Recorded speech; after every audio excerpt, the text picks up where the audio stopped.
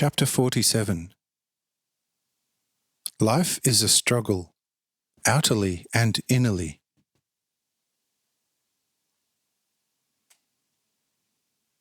Raphael.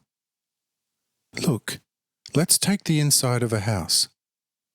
Everything has long been in the greatest disorder. Its rooms are full of dirt and all sorts of feculence. But the lord of the house has always something to do outside, and therefore never takes time to clean the inside of his house. But since he has to take rest during the night and breathe the impure air, he becomes ill and weak, and hence it will be difficult for him to clean his house and recover in the bad air. And you see, your heart is likewise a house for the soul, and above all for the spirit. But if you are always active on the outside, when will you clean your house of life, so that your spirit will thrive in the good air of your soul?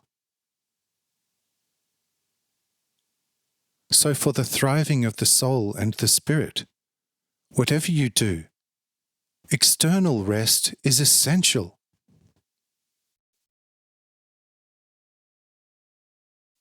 Suetel says, but Matthal said that life is a battle, and one cannot achieve it in the comfortable rest of the flesh. Matthal speaks differently to you, and you now speak differently to him. Which of you is then right? Raphael says, I and Matthal. Life is certainly a battle, but not an exclusively external one, but a quite powerful inner one against the outside.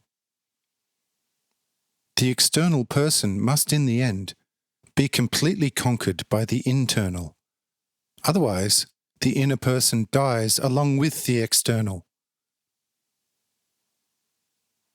Let the inner person put a bridle on your fleshly tongue, so that it will rest, and let the inner tongue of thoughts of the soul become active, and recognize how misty and unclear things are in your house of life. Do not concern yourself with all the external appearances of nothing, for little depends on whether one understands their reason or not. But in the true celebration of the Sabbath, recognize the true reason for the inner life of the soul and the spirit.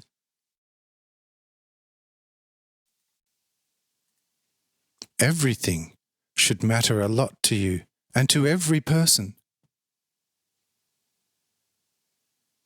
What use is it to you if you know so well and feel that you exist and you live, but you don't know in the next moment whether you will still exist and feel that you are?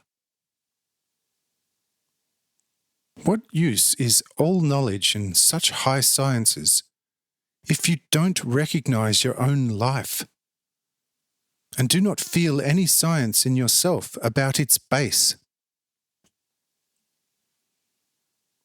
But if you want to recognize your innermost being, you must direct your sense above all towards your insides, just as your eyes must turn to where you want to discover something.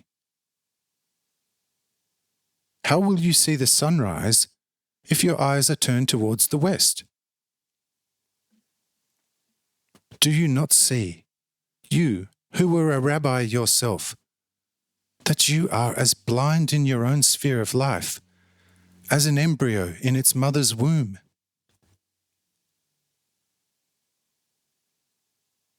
Suetel says, yes, I see that very well.